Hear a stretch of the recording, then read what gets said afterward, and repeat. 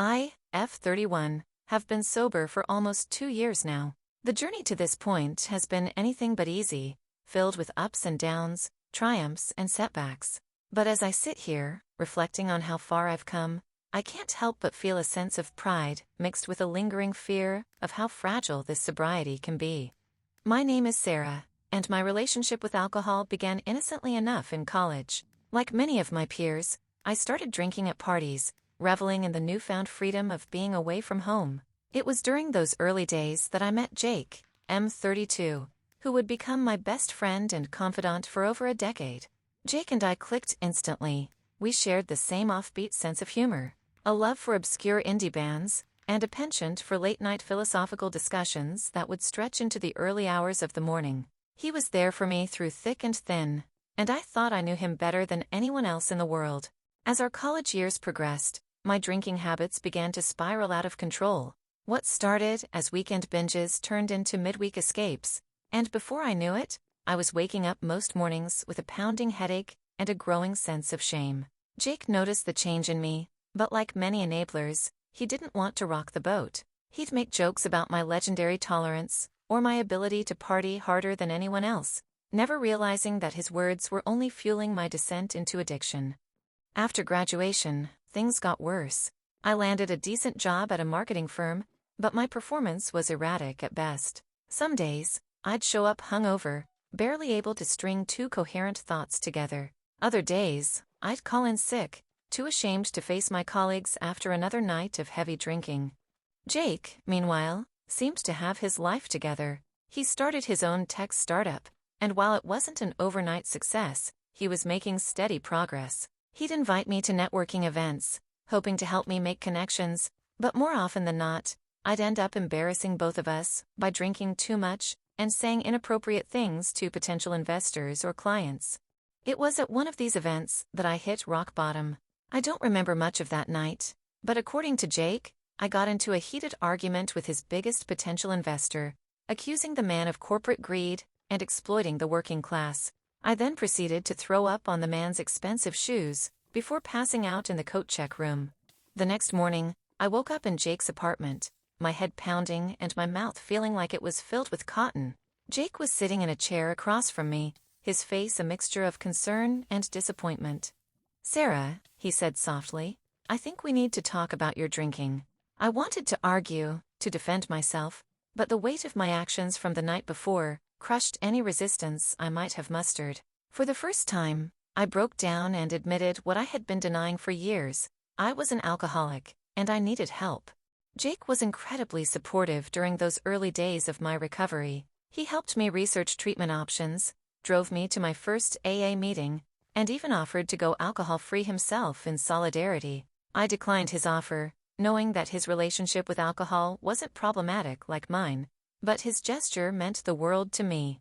The first few months of sobriety were hell. My body rebelled against the absence of alcohol, and my mind was a constant battleground of cravings and self-doubt. There were nights when I'd call Jake at 3 a.m., sobbing and begging him to talk me out of going to the 24-hour liquor store down the street. He always answered, no matter the hour, and would stay on the phone with me until the urge passed. Slowly but surely, things began to improve. I started to rediscover parts of myself that had been dormant for years. I took up painting again, something I had loved in high school, but had abandoned when drinking became my primary hobby. I reconnected with family members who had distanced themselves during my worst years, rebuilding bridges I thought I had burned forever. Jake was there through it all, cheering me on at every milestone. When I hit 6 months sober, he threw me a surprise party, complete with a cake shaped like my AA chip. It was at that party that I met Tom, a friend of Jake's who would later become my boyfriend. Tom was different from the guys I had dated in the past. He was kind, patient, and understanding of my sobriety.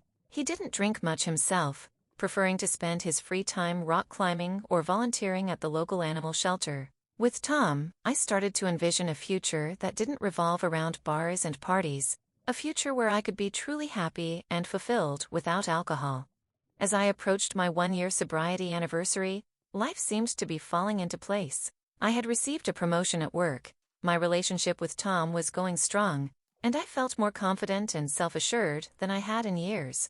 Jake threw another party to celebrate the occasion, and as I looked around at the smiling faces of my friends and family, I felt a wave of gratitude wash over me. I had come so close to losing everything, but here I was, surrounded by love and support. It was around this time that I started to notice subtle changes in Jake's behavior. He had always been a social drinker, but now it seemed like every event or get-together had to involve alcohol. When we'd meet for coffee, he'd often suggest spiking his with a little whiskey. I always declined, of course, but I couldn't help feeling a twinge of concern for my friend. I tried to talk to him about it a few times, but he'd brush off my worries with a laugh. "Come on, Sarah," he'd say. "Not everyone has a problem like you did. I'm just having fun. Don't project your issues onto me." His words stung, but I told myself he didn't mean to be hurtful. After all, he had been there for me during my darkest times. I owed him the benefit of the doubt. As my second year of sobriety approached, I felt more secure in my recovery than ever before. I had developed a strong support network through AA. My relationship with Tom had deepened into something truly special, and I had even started mentoring other women who were new to sobriety.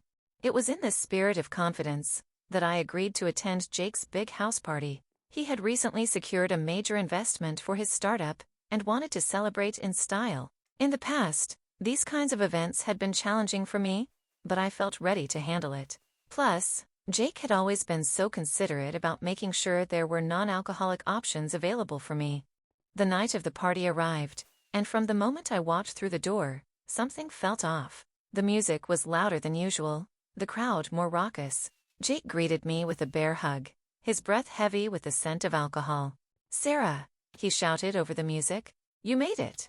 Come on, let's get you a drink." I reminded him gently that I didn't drink, and he nodded, a strange glint in his eye. Right. Of course. I've got just the thing for you." As he disappeared into the kitchen, I made my way through the crowd, saying hello to familiar faces.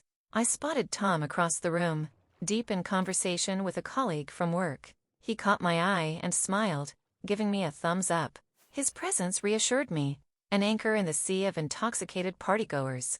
Jake returned a few minutes later, pressing a glass into my hand. "Here you go," he said. "Virgin Cuba Libre, just for you." I thanked him and took a sip, the familiar taste of cola washing over my tongue. But then, a split second later, I tasted it, the unmistakable burn of rum. My heart began to race, and I felt like the room was closing in on me. I stared at Jake in disbelief, waiting for him to say it was a mistake, that he had given me the wrong drink by accident. But instead, he just grinned and said, "Come on, it's just one drink. You're not gonna spiral from one sip."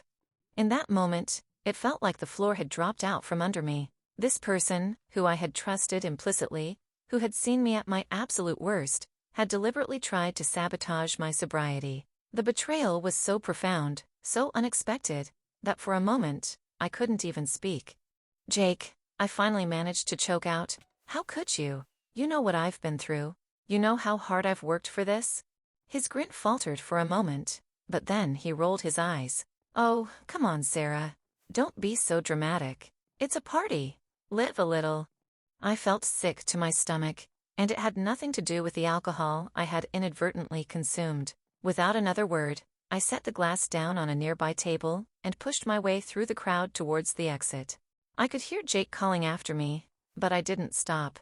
I burst out of the house into the cool night air, gulping it down in great gasps as I tried to calm my racing heart. Tom found me a few minutes later, sitting on the curb with my head in my hands. He didn't say anything at first, just sat down beside me and put his arm around my shoulders. "What happened?"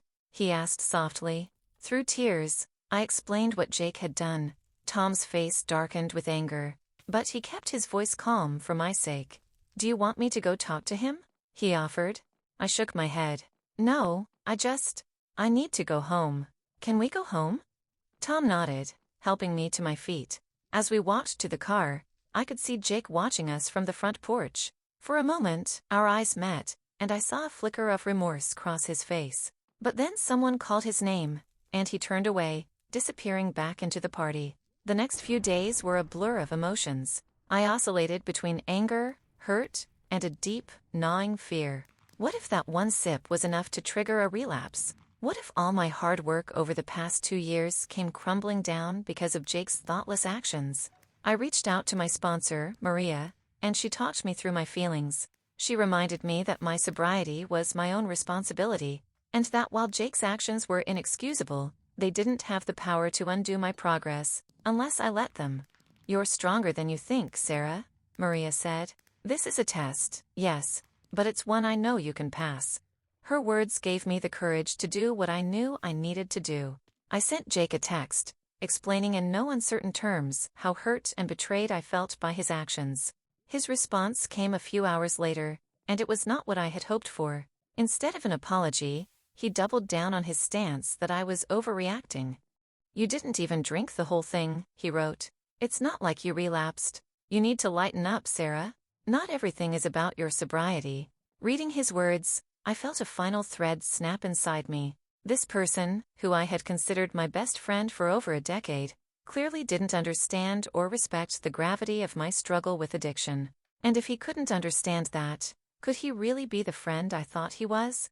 With a heavy heart, I made the decision to cut Jake out of my life. I blocked his number and removed him from all my social media accounts. It was one of the hardest things I've ever had to do, second only to getting sober in the first place.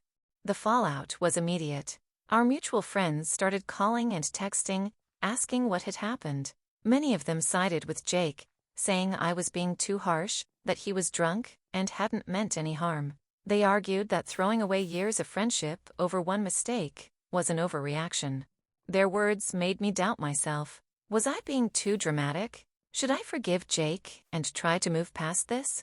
But then I remembered the look on his face when he handed me that drink, the casual way he dismissed my feelings afterward. This wasn't just a drunken mistake, it was a fundamental lack of respect for my struggles and my choices. In the weeks that followed, I threw myself into my recovery with renewed vigor. I attended extra AA meetings, spent more time with Tom and my sober friends, and even started a blog about my experiences with addiction and recovery. Writing about what happened with Jake was cathartic. It helped me process my feelings and solidified my conviction that I had made the right choice in ending our friendship. More than that, it connected me with others who had experienced similar betrayals in their sobriety journeys.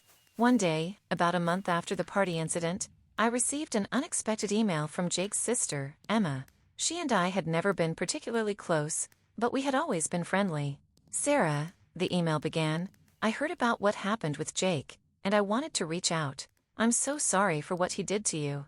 I want you to know that not everyone in his life is making excuses for his behavior." She went on to explain that Jake's drinking had been a source of concern for their family for some time now. The startup he had been so proud of was struggling, and he had been using alcohol more and more to cope with the stress. "What he did to you was inexcusable," Emma wrote, "but I think it might have been a cry for help. He's not in a good place right now, Sarah. I'm not saying this to make you feel guilty or to ask you to forgive him. I just thought you should know." Reading Emma's email stirred up a complex mix of emotions. Part of me felt vindicated. Here was proof that I hadn't been overreacting, that Jake's behavior was problematic. But another part of me felt a deep sadness for my old friend. I remembered all too well the pain and fear that came with losing control to addiction. I sat with these feelings for a few days, discussing them with Tom and Maria. They both reminded me that while I could feel empathy for Jake, I wasn't responsible for his choices or his recovery. My priority had to be protecting my own sobriety and mental health. In the end, I decided to respond to Emma's email, thanking her for reaching out and expressing my hope that Jake would get the help he needed. But I also reaffirmed my decision to maintain distance from him, at least for the foreseeable future. As the months passed, life settled into a new rhythm. I celebrated my 2-year sobriety anniversary with a small gathering of close friends and family. Tom surprised me with a weekend getaway to a beautiful bed and breakfast in the mountains, where we spent our days hiking and our evenings stargazing. My career continued to flourish. The focus and dedication I had cultivated in my recovery translated well to my work, and I was given more responsibilities and exciting projects. I even started mentoring some of the younger employees, finding that helping others navigate workplace challenges gave me a sense of purpose I had never experienced before. But despite all the positive changes in my life, there was still a Jake-shaped hole that I couldn't quite ignore. I'd catch myself thinking of him when I heard a song we used to love, or passed by a restaurant where we'd spent countless hours talking and laughing. It was like mourning the loss of a loved one, complete with waves of grief that would hit me when I least expected it. One day, about 6 months after the party incident, I was leaving an AA meeting when I quite literally ran into Jake. He was standing outside the community center where the meetings were held, looking uncertain and more than a little worse for wear. For a moment, we just stared at each other, the air thick with unspoken words. Then Jake broke the silence. I was hoping I might run into you here, he said, his voice rough. I've been coming to meetings for a few weeks now, trying to. You know. I nodded, not trusting myself to speak. A part of me wanted to hug him, to tell him how proud I was that he was getting help. Another part wanted to turn and run, to protect myself from any further pain he might cause. I owe you an apology, Jake continued, his eyes fixed on the ground. What I did, what I said, it was unforgivable. I was in a bad place, but that's no excuse. I betrayed your trust in the worst possible way, and I'm so sorry. I took a deep breath, trying to sort through the tumult of emotions his words stirred up. Thank you for saying that, Jake. It means a lot to hear you acknowledge how serious it was. He nodded, finally meeting my gaze. I've lost a lot in the past few months, my company, most of my friends, the respect of my family. But losing you, that's been the hardest part. I don't expect you to forgive me, or to let me back into your life. I just wanted you to know that I understand now. I get it. We stood there in silence for a few moments, the weight of our shared history and the pain of the past few months hanging between us. Finally, I spoke. I'm glad you're getting help, Jake. Really, I am. But I don't think we can go back to the way things were. Jake nodded slowly, his shoulders sagging with the weight of my words. I figured as much, he said softly. I just wanted to make amends, even if that means never being in your life again. I stood there, conflicted, feeling the pull of our history together, but also the need to protect myself. Jake, what you did hurt me deeply. And it's not just about one bad night. It's about trust, and that's been broken. I can't just snap my fingers and rebuild that. He looked like he wanted to argue, but instead, he just sighed. I get it. I've got a lot of work to do on myself, and I'm trying. I don't expect anything from you. I miss my friend. And I miss mine, I replied, surprising myself with the honesty of the statement. But we both have our own paths to follow now. Maybe, one day, our paths will cross again. But for now, I need distance. Jake gave me a sad smile. I understand, Sarah. I really do. And I wish you the best, truly. I nodded, unable to find more words, and after an awkward pause, Jake turned and walked away, leaving me standing outside the community center, feeling a strange mix of closure and sadness. It wasn't the ending I had once imagined for our friendship, but it was the one we both needed. That evening, as I reflected on the encounter, I realized something important. Recovery wasn't just about staying sober. It was about making hard choices that protected my well-being, even when those choices were painful. Jake's journey was his own, and I couldn't save him, just as he couldn't save me. As I moved forward, I leaned on the people who supported me unconditionally, Tom, my sponsor Maria, and the friends I had made in my recovery community. They were my anchors, helping me navigate the complexities of life without alcohol. Months passed, and while the sting of Jake's betrayal faded, the lessons it taught me remained. I focused on my career, which continued to flourish, and on my relationship with Tom, which grew stronger with each passing day. We moved in together, and for the first time in my adult life, I felt a deep sense of stability and peace. On my third sobriety anniversary, Tom proposed to me during a quiet dinner at home.